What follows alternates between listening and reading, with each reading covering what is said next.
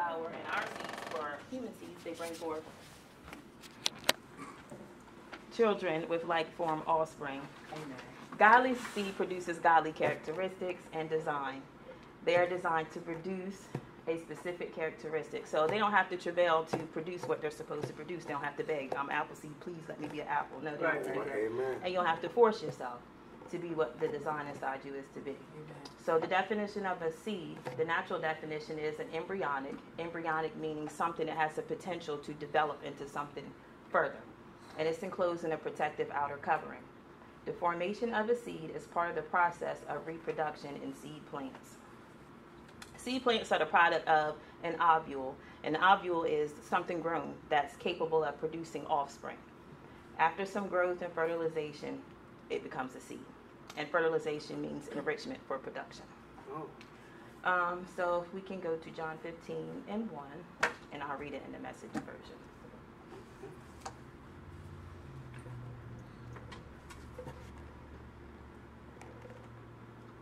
And it says, I am the real vine, and my Father is the farmer. Vine being the ovule. The vine is what is capable of producing the offspring, which is the seed. He cuts off every branch that does not bear grapes, and every branch that is grape-bearing, he prunes back. Prunes here is something that's very important because prune means to cut back and make available and ready to develop, which is something that he does to us. He prunes us and gets us ready to develop so that we can tend to the seeds that he gives us. Amen. And basically to prepare for fruitfulness and growth. So I'm going to skip to verse 5. It says, I'm the vine, again the ovule, and you are the branches, which are the offspring or the seeds. When you're joined with me and I with you, the relation intimate and organic, the harvest is sure to be abundant. Separated, you cannot produce a thing. I feel like that's self-explanatory, basically. Mm-hmm. Seed production happens in a process within a group of several related plants. In our case, the relationship is our relationship with the Father and our ability to live in his will and be recognized as related or like and a part of his vine. So a natural seed is made up of two parts. It's made up of the embryo, which is the part that is able to further develop and is capable of production. And then the seed coat, which is the outside, and that's the protection. And that comes from the parent. So he gives us our seed, but he also gives us protection of our seeds. It comes from him. 2 Thessalonians 3:3. It says, yet the Lord is faithful, and he will strengthen you and set you on a firm foundation and guard you from the evil one. You, meaning all of you, your seeds, your potential, your destiny, protection from the evil one, which is ailments, environmental forces, pests that are sent to prematurely dig your seed up, and even yourself. Wow. With his protection, he gives us all the tools that we need to be successful while we work to cultivate the land around our seed. With the seed, coming from the source, God, of course, that he provides us, there is a store of nutrients that promote growth. That's hence the pruning that I spoke of earlier. That's the growth that he gives us to prepare us to be ready. God will not send us out to produce until we are ready, till we are filled with enough nutrients to be able to successfully cultivate the ground that we are working on. So we won't be sent out unprepared. Right. So we'll always have something within us that he gives us. The word cultivate means to try to acquire or develop, and it means to apply oneself to improving or developing. Natural seeds serve several purposes for the plants that produce them. They don't just send them off for no reason. It's a reason why seeds are produced. Just as our spiritual seeds and their flourishing are solely serving purpose to God, our producer. In natural seeds, some of the purpose are nourishment of the embryo. Our seed is what nourishes the potential for development, for elevation, for production, for new additions to the source. Nourishment of potential to increase, to bring increase to the body, to bring increase to ministry, to bring God's word out to the masses. This is what our seeds are for. Amen. Dispersal to a new location. I like this one. Natural seeds at times when they're released from a source plant, they're dispersed in such a way that it will populate an untouched part of land simply because that seed was sent there by the force. Wow. Basically, it means sometimes our seed can be the dispersal of God and his words and his promises into uncharted territory. Wow. Dispersing him into people, places, and things that have never seen, heard, or experienced something that's him. Oh, amen.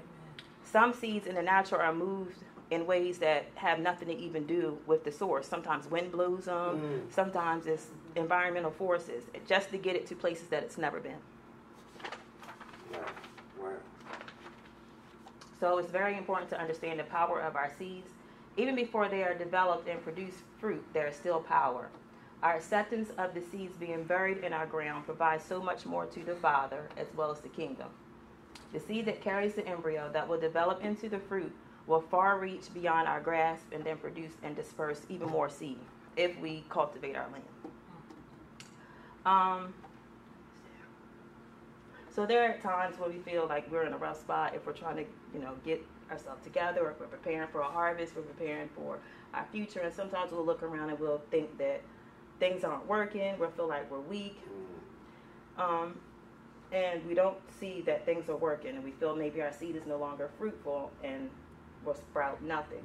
A lot of times in natural seeds, if that happens, there's something called dormancy that seeds put themselves in. And basically what that is during unfavorable conditions, the seed goes into something called self-preservation mode. And it's based on the nutrition that is within it. And it's basically synchronizing itself so that it can develop in the time that it was supposed to develop in, despite whatever happened, despite calamity, despite whatever, despite maybe it was too cold outside, maybe it was too rainy. So for me, that makes me think when we go through times in our rough spot and we don't really feel like we're going anywhere, the power within our seed can strengthen us if we allow it. Amen. But first it has to be placed within effective ground, taking in the power of the nutrients given from God, and with the correct protection to survive simply because of what was already placed in it before it was planted. When a natural seed goes into the state of dormancy, the seed itself is placing itself into self-preservation mode, as I said. Getting germination production back on track, which means it's getting itself back on track so that when it's supposed to sprout, it's going to sprout. Wow. Things can cause a natural seed to enter dormancy, such as late frost, drought, or herbivory. I like this too. Herbivory is a predator, but it's a predator that's sent only to get seeds. That's what it's for, a seed. It goes after plant seeds. That's what a herbivory is. Okay. To swallow and destroy. Conditions become too dark, too light, too cold, too hot, or too dry. However, with the seed's ability to place itself in dormancy, because of factors that were placed before it was sowed, these catastrophes do not result in the death of the seed. Our spiritual seeds come equipped with everything to fight through the outside catastrophe that is sent to destroy and kill the potential for development that's growing inside. We all do go through these rough times when it seems to be no growth when the predator comes at our seed. And I'm not saying that we can just use this as an excuse to back off if we're feeling like weak, but it's just letting us know that even if we do, we still do have that power within our seeds that God has given us to carry on. We all have times that we wonder if the work we're doing is getting somewhere, and we slack off at times, but thank God for the strength He has given our seeds to remind us of the reward. Those seeds do have the innate development to do this. The atmosphere, which is our ground around the seed, we still have to cultivate it for health. We still have to take care of ourselves. We still have to make sure our soul is right. Seeds can also enter dormancy due to age, stagnation, or not moving forward in the time that it's supposed to, basically with us rebellion or slowfulness. Seeds have a germination bloom of whatever time it's supposed to. It can be 4 weeks or 6 months or whatever that seed is destined to sprout. But say after that time is going on, there's still no sprouts. There's no sign that anything was planted in the ground. Our spiritual seeds can enter into this too. But the thing about it is, if we're stagnant, how long do you think the nutrition and the strength and energy that God placed in our seeds is going to last? Wow. If we go past the time that we're supposed to sprout. At this time, even in the state of dormancy, survival mode, there will be DNA damage. And we know DNA is the fundamental part of anything. Though the seed self-preserves, the characteristics of the embryo now changes. So whatever it's going to develop into, it's going to be different. It's not going to be the same. It's not going to be what it was supposed to be. As the seed ages with no change, there is going to be some damage. So that's the same with our spiritual seeds. The next step of seed production is germination. It's a process when the embryo, the potential to develop, it grows into a seedling. So that's when it starts to get roots. There's now maturity, development, and manifestation that something is there, something's planted, something's moving, something's about to happen. So in germination, there are 3 fundamental conditions that must exist. First is, of course, the embryo, which is the potential, it's the design, and it must be alive, it must be viable. You can't build on anything that's dead, of course. And so one thing I added to was it needs to have vigor, Vigor is the quality of the seed, which involves the viability and the strength that it produces. So it has to have some type of strength. It has to be alive. It has to be of quality. The second thing is any dormancy must be overcome. That includes the part of dormancy that attempts to correct the DNA that was damaged. Some seeds don't survive dormancy simply because. We have to get over these things that cause us to wonder or hesitate, because that'll keep us in dormancy, and that'll damage our seed, that'll damage our harvest, and it could also possibly kill our seed. The proper environment must exist. The ground must be cultivated. There must be continuous work done to ensure that the seed in the ground comes forth just as it was designed to do, which means that we don't need to focus so much on the seed. We have to focus more on the atmosphere and the ground around it. In all this, the importance is that we must make sure that the ground and the atmosphere that our seed is placed and planted in is healthy, remains watered, receives proper light, and is protected from darkness. Just as we protect our children and their potential, we should protect our seed in the same exact way, because it's just as precious. Yes. Ezekiel 17:8, and that's in the Message Bible. It says, it had been planted in good, well-watered soil, and it put out branches and bore fruit and became a noble vine. The purpose of all our seeds, our call, and our design is to become a splendid and plentiful vine. Then to produce more to the kingdom, and to expel everything that our fruit is called and designed to expel. So as we produce fruit from our seeds, the seeds from our fruit, we need to expel and cultivate more fruit as well. Because the purpose of it all is life. And God cannot place life into seeds we don't cultivate. Wow. In the dormancy stage, when we allow things to become stagnant, He can't put life in it if we sat and allowed it to be stagnant. If we don't make sure that we are worthy ground to receive a harvest by attending to our ground through fasting, prayer, and works, and addressing all the issues that come to choke out our development, basically weeds in our life, God wants us to give us the desires of our lives. He wants us to live glorious lives that He's planned for us, to put lasting lives in seeds, but we still have to do the cultivation. Even though He gave it to us and He said that's what He wants us to have, we still have to prepare ourselves for the harvest, because He's not going to give us something we're unprepared for and then we're destroyed. Right. A parable about seeds. Matthew 13:3-8. I'm not sure what the verse is.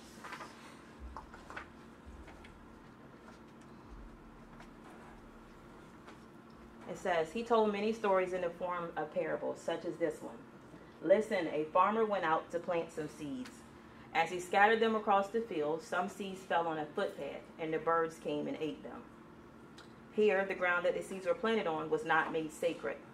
As most times when there's a garden, especially like in the beginning when they're just planted, you notice that whoever's planted it, they placed a fence around it. They made it a sacred land to keep it protected from foot traffic. These weren't protected, and the soil was not dedicated as precious land. So commoners just stepped on it. They didn't see it as something that should be protected, so they stepped on it. Wow. Birds viewed the seeds as dried or dead, so that was food for them. So they ate it, took it away. Other seeds fell on on shallow soil.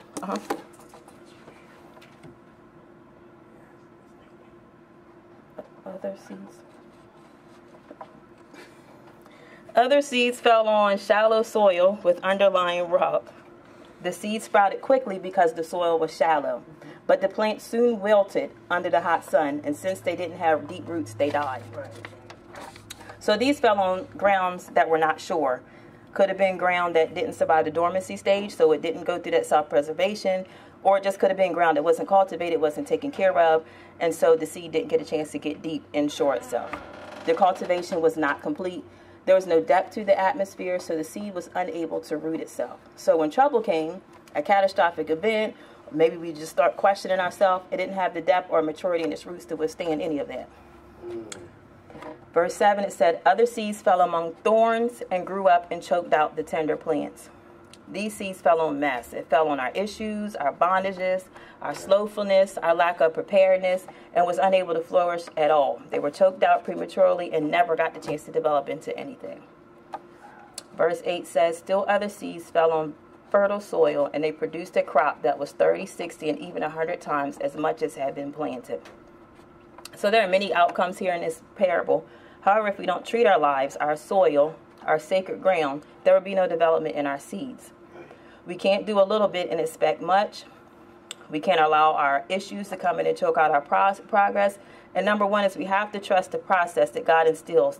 These are seeds that he has given us. We have to trust that he gave it to us. It's gonna prosper. Galatians 6 and 7.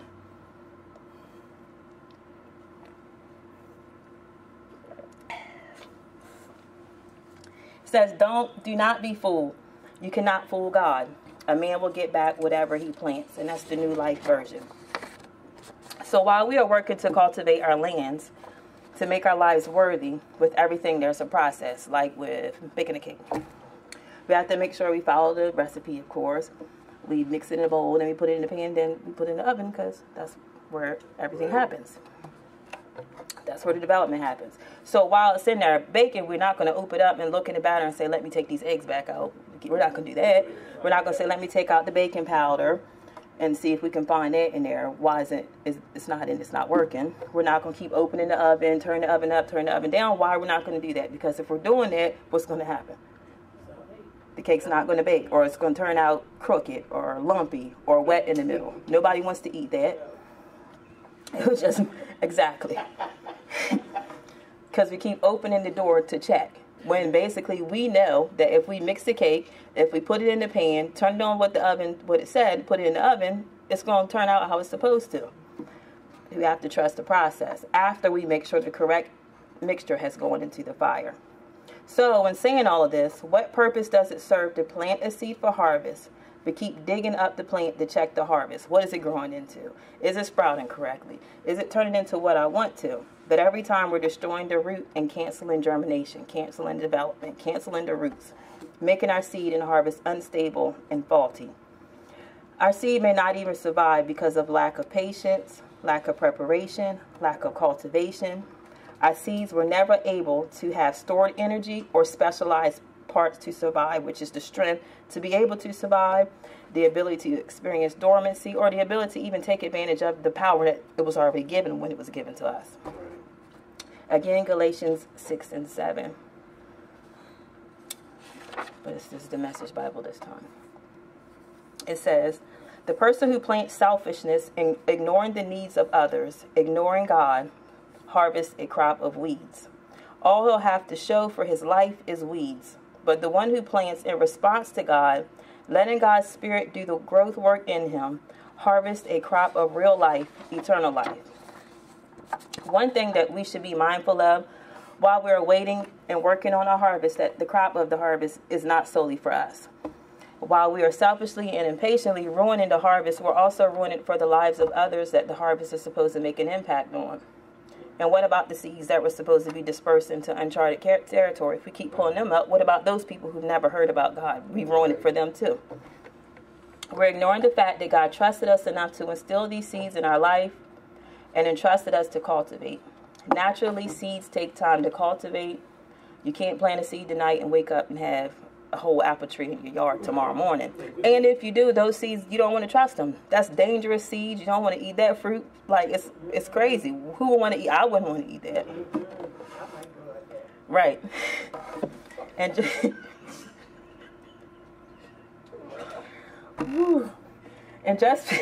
just because to us there's nothing visible above ground, it does not mean that there's not things happening below the surface. Digging it up every day, digging it up whenever we're anxious, feeling sorry for ourselves, feeling like giving up, will cause the seed to never grow. There's a saying that I saw when I was studying. It says, when a child begins gardening, he is so impatient to see the result of his work that he is almost sure to dig up his seeds in order to find out if they are sprouting. And notice it said the word child. We have to have maturity to realize that we can't do that. So it's it's childlike to continue digging it up. We have to have spiritual maturity to realize there's things happening below the surface. And cultivation is what brings the maturity. We damage the root when we dig up our seeds. So roots in natural plants are the highway system of the plant world. Moisture and nutrients flow up and down the roots and stems to supply the rest of the plants with sustenance or life, nutrition. Depending on the species, roots also act as storage facilities to preserve the plant through extreme conditions, from drought to nutrition deficiencies. During our process of checking the roots, they're torn every time. Many times when we pull up the seed, it's at the time of a harvest when our seed is turning into a seedling, which means it's little teeny roots. It's just sprouting out.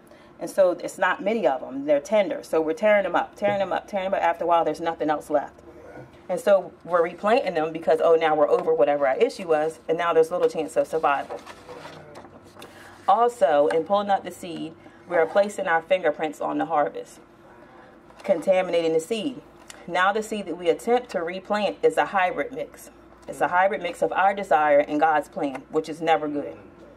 So the natural definition of hybrid is of mixed character, composed of mixed parts, two different elements.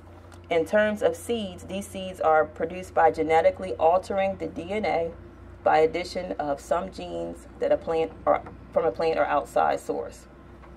So this part here is interesting because I feel guilty of this at times. So a hybrid seed is a very dangerous seed, even in the natural, it's a very dangerous seed. And our lack of temperance and focus on preparation for harvest has caused us to place our hands in the mix and inevitably change the outcome of our harvest. The natural dangers of hybrid seeds can also parallel with spiritual dangers as well. So here's a few dangers of hybrid seeds. Hybrid seeds are often sterile, which means they'll look healthy on the outside. However, the inside contains nothing, and it'll bring forth no offspring. No matter how much tilling and preparation of the soil is completed, there will be no growth.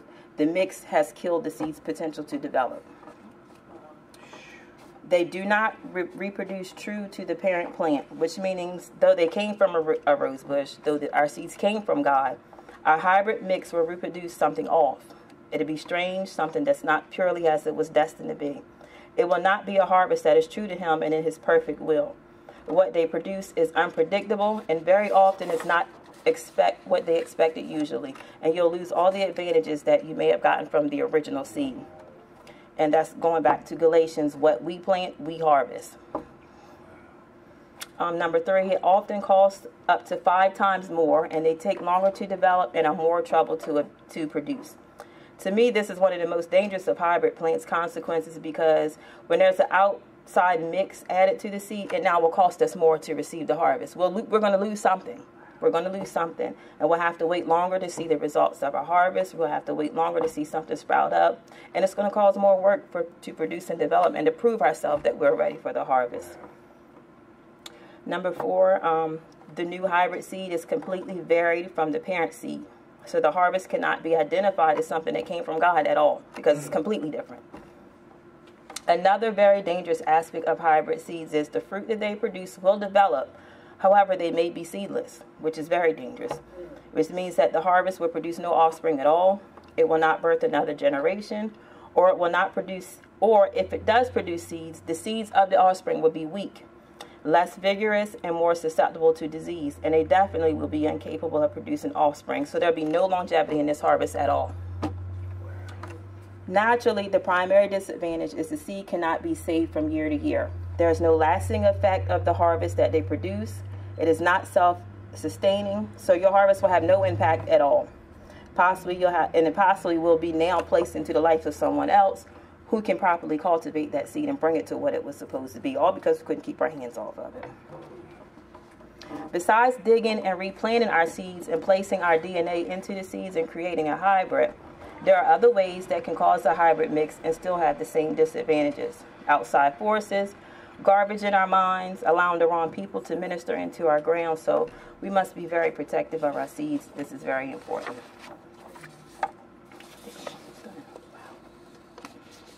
We are focused on the wrong things ultimately when we are constantly checking the seed rather than preparing our harvest. I not keep repeating that, but it's very important.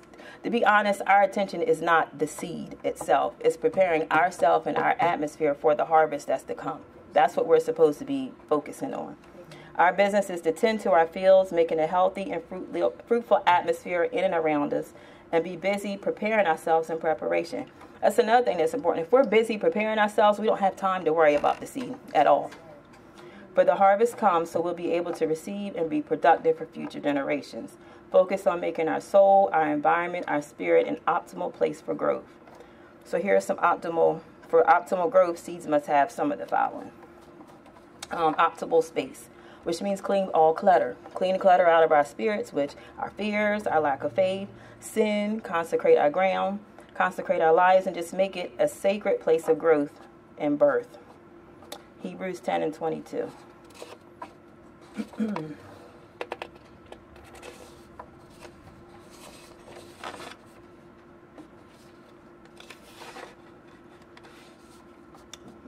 It says, let us all come forward and draw near with true, honest, and sincere hearts and unqualified assurance and absolute conviction engendered by faith. By that leaning on the entire human personality on God in absolute trust and confidence in his power, wisdom, and goodness, having our hearts sprinkled and purified from a guilty, evil conscience and our bodies cleansed with pure water. That basically means just make sure we put our all and everything into God. Make him our space, and that's it. Make sure our hearts are clean from any and everything that could possibly clutter. The next thing that's needed for optimal growth is sufficient light. In natural plant growth, light brings energy from growth through a process called photosynthesis. I know you've heard of that. And photosynthesis is basically what it does. It takes light and turns it into good energy, which gives the plant strength. And that's something that's valuable for the growth of the plant, obviously. Psalms 27 and 1, it says, the Lord is my lightning and my health. Whom shall I dread? So basically, we just should make sure that we're focused on the Lord and our salvation, because he brings us our deliverance, and we shouldn't fear anything, which would also give us the clutter. So if we have a sufficient and assured relationship with the one who brings us the seed, we'll have the light.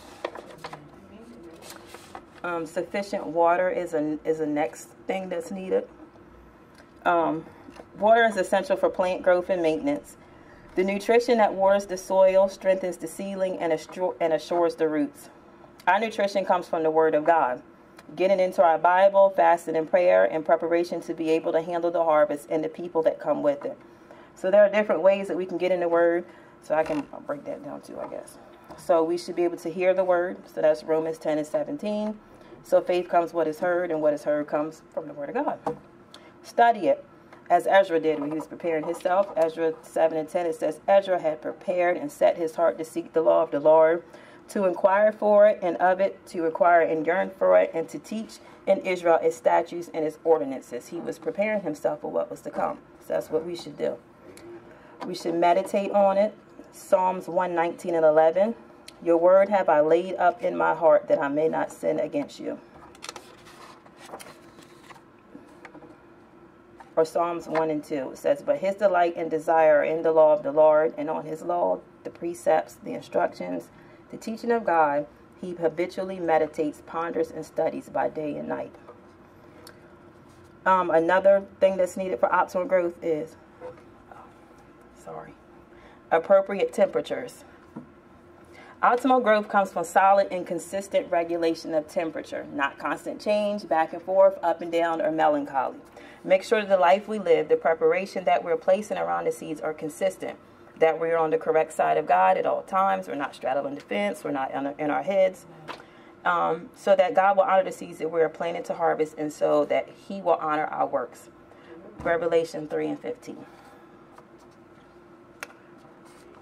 It says, I know you inside and out, and find little to my liking. You are not hot, you're not cold. Far better you be either cold or hot. You're stale, you're stagnant, and you make me want to vomit. We don't want to, like, for real. No, we really don't want to be, no, that's for real. We really don't want to live a life like that, or have that atmosphere around our seed, to be stagnant and stale, and to make God literally sick to his stomach. 1 Corinthians 3 and 7, it says, so neither he who plants is anything, nor he who waters, but only God who makes it grow and become greater. In all this, we must still know that it is through the power of God that makes our harvest great, though we still water and cultivate the land. It is important in this season to hold fast in preparation for the soon harvest that is to come. Don't allow the words of others, the condition of this world to discourage us, nor even our own insecurities to pull us down. Isaiah 50 and 7 says, because the sovereign Lord helps me, I will not be disgraced. Therefore, I have set my face like stone determined to do his will, and I know that I will not be put to shame. That's one thing that we should always meditate on, and just be sure in the seeds that God has given us, and that we won't be put to shame if we allow ourselves to be in the correct position, if we cultivate ourselves, if we clear clutter, and we sure our lives will be fine. So stay on the plow, till your land, declutter your spirit, fence off your area if you have to, and most of all, keep your hands out the ground and be patient that the harvest is near. And that's it. I'm done.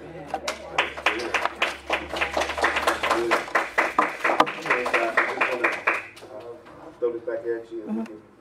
2 points you brought out that was really important for us to realize from this message for this season is you said that when weather gets bad, seeds go into dormancy, where it protects itself against the elements on the outside. And sometimes, depending on how long the weather stays like that, relating to our spiritual life, how long we stay in that condition, determines what the seed's going to look like when it comes out. I think you were saying at one time that sometimes in that state, it can do damage to the seed, and the seed will not look like it was supposed to. Yes.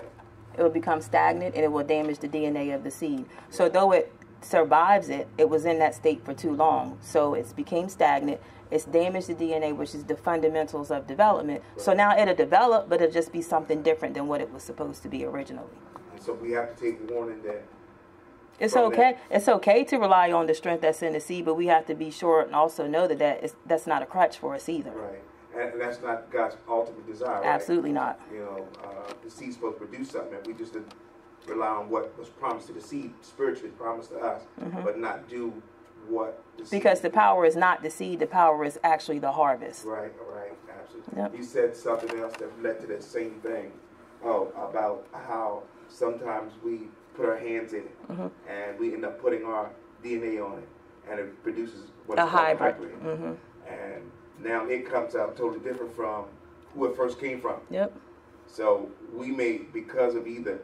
We placed our desire and our will on the seed, so now it's coming out as something strange, something that doesn't look like it was from God, or it comes out as a mixture, which is not from God either, because we put our hands on it and placed our DNA where it wasn't supposed to. We weren't supposed to dig our hands in the ground, we were just supposed to take care of the ground above. Can we create the condition where the seed will go into self-preservation? Or can we? Yeah. We can. And it's, as I kind of said that before, like sometimes we'll get into a state where we're questioning ourselves, we're questioning whether we're doing the right thing, we're questioning whether there's something happening below the surface. And those are times, I guess, that God can say, well, okay, I did give you that little power within the seed to get you through that, but that's not something that you're supposed to wallow in. That's something you're supposed to shake yourself out of and get back on track. Question I had was, you was talking, and it kind of was funny. You was talking about the apple seed don't have to force itself to be an apple because it's there. It's there. You also said, and it won't be sent out into the ground until the ground is sent out until the ground is cultivated. What would you say to people who's unsure about their call and unsure about stepping out from that teaching that you just did there? What? Okay, let me say it again. You had said that, you had said the apple seed don't have to force itself to, bring forth the apple. You had said because, it's going to manifest. And then you said that the seed won't be sent out until the ground is cultivated. Okay. What would you tell a person who has a call in their life, let's say to be an apple, but is afraid to step out? I just don't know what's, like you said, what's under the ground, how it's going to come forward. I mean, I guess I can just use myself, because like this whole week I've been kind of psyching myself out. I had to like get myself together and be like, you touching your own seed, shut up.